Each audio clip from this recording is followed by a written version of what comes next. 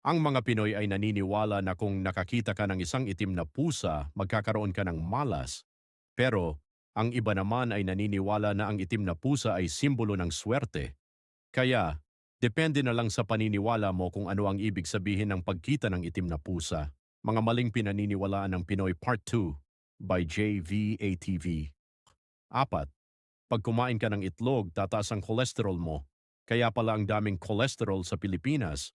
Pero seryoso, ang itlog ay masustansya at hindi naman talaga siya ang pangunahing dahilan ng mataas na cholesterol. Ang mga cholesterol ay madalas na nagmumula sa mga hindi malusog na pagkain. 5. Pag nag-iwas ka sa mani habang buntis, hindi magkakaroon ng allergy sa mani ang anak mo. Kaya pala ang daming allergic sa mani sa Pilipinas. Pero seryoso, ang mga allergy ay komplikado at hindi lang dahil sa pagkain ng mani.